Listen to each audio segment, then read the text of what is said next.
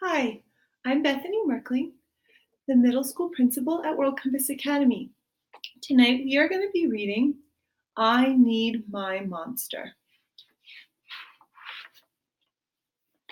Tonight, when I looked under the bed for my monster, I found this note instead. Gone fishing, back in a week. Gabe. What was I going to do? I needed a monster under my bed. How was I supposed to get to sleep if my monster was gone?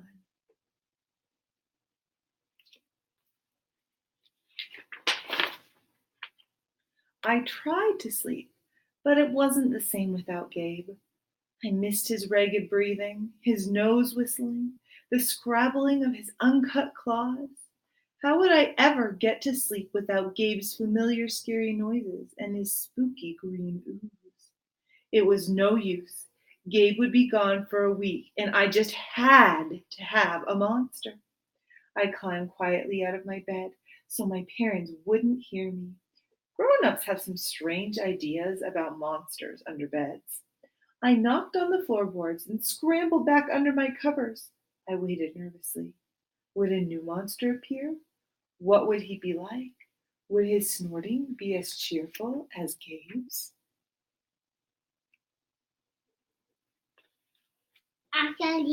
Under the bed. When I heard some creaking under my bed, I knew that my substitute monster had arrived. Good evening, said a low, breathy voice. My name is Herbert, and I will be your monster for the evening. Herbert, what kind of name is that for a monster? You don't sound scary at all. Have you ever even scared a kid before? Well, no, but I have read all the best books on the topic. Do you have long teeth and scratchy claws? I asked. No, but I have an overbite, and I am a mouth breather. Listen. Hee haw, hee haw, hee haw, hee haw. Herbert's panting, well, it was kind of scary, but it wasn't scary enough for me.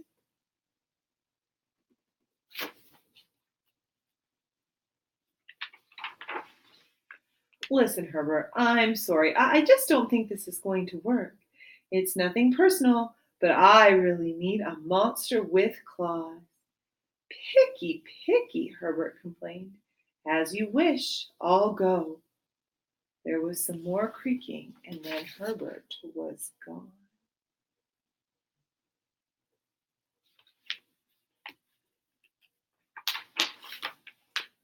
Some scratching warned me that a new monster had appeared.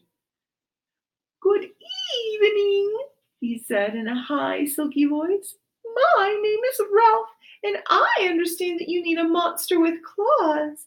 If you would please lean over, I will hold out an arm for inspection. I crouched on the edge of my bed, hoping to see a horrible, shaggy arm with sharp and ragged claws.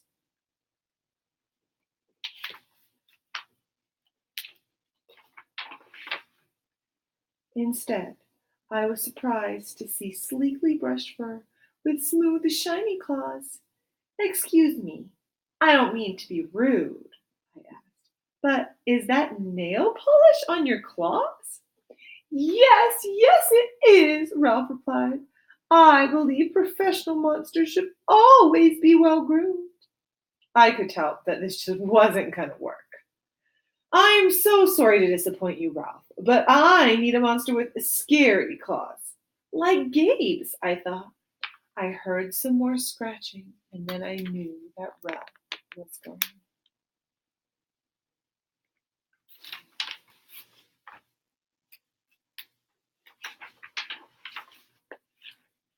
A minute later, a third voice from under the bed rasped. Check out these claws, kid. I gathered my courage and peered over the edge. The claws were impressive. They were jagged and dark and razor sharp. So far, so good. I was a little nervous. Could you stick out your tail? I whispered. Sure, but don't get scared.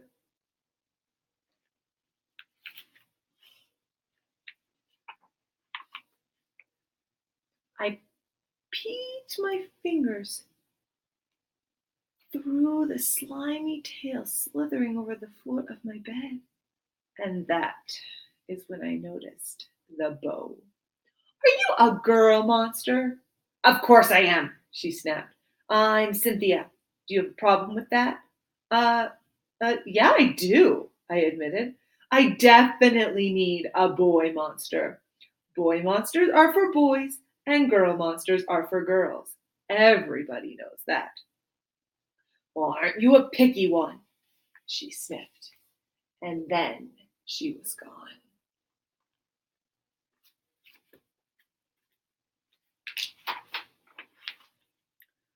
Was I being too picky? No, I knew that my monster needed to be well clawed and menacing. The whole point of having a monster, after all, was to keep me in bed, imagining all that scary stuff that could happen if I got out.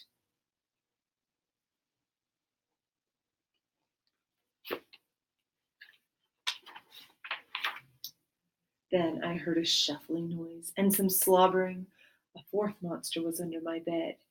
Hey, the name's Mac.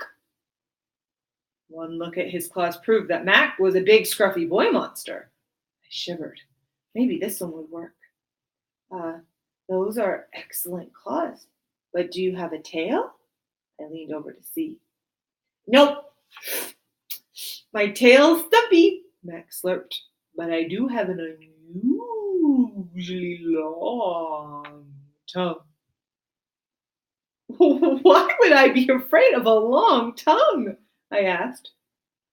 Oh, I don't know, he said, trying to sound terrifying. You never know when I might lick you. I fell back on my bed laughing.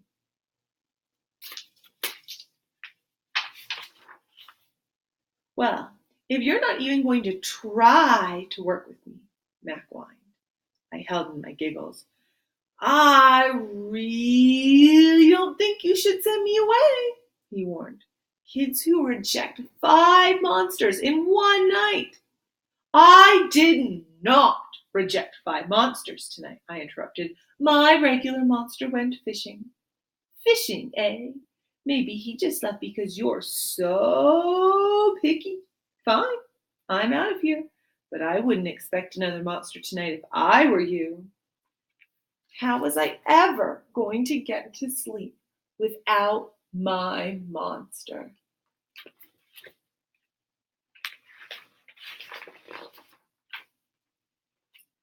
I was surprised to hear more creaking under the bed, loud creaking with scratching. I thought there was going to be no more monsters tonight, I said. Sorry I'm late, kid. It was Gabe. I thought I would enjoy fishing, but I didn't, he exclaimed. Those fish, they scare too easily. No challenge at all. You, however, are challenging, my friend. You're almost too old to be afraid of monsters. You keep me on my toes. Ah, toes, a delicious snack. The bed quivered as Gabe's stomach rumbled with hunger. Now, if you don't mind, I'd like to start off the evening with an ominous puddle of drool. I peeked over the edge of my bed. Green ooze spread soundlessly from underneath.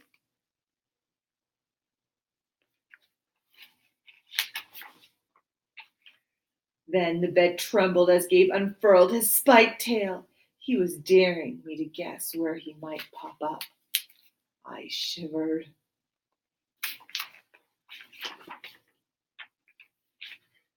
So, you had some substitute monsters tonight, Gabe said, sharpening his claws on my bedpost. Were you scared? Then Gabe started tapping. I could tell he wanted to know if I still needed him.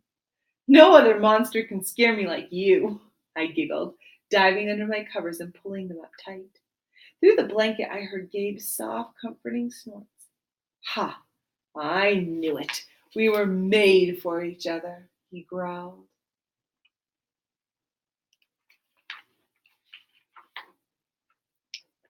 When my blanket started to slip off the bed, I knew Gabe was ready to eat. Now, if you could please stick out your foot, he said. I'd like to nibble on your pinkies. I yanked my blanket back up and scrunched my feet in so Gabe wouldn't get them. No toast tonight, but you can have this, I offered, pushing a pillow off the bed. I didn't even hear it hit the floor.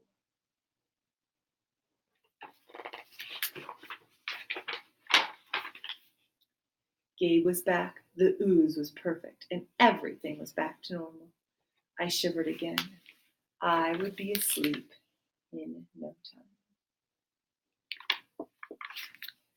This has been I Need My Monster by Amanda Knoll. Good night, World Compass Academy.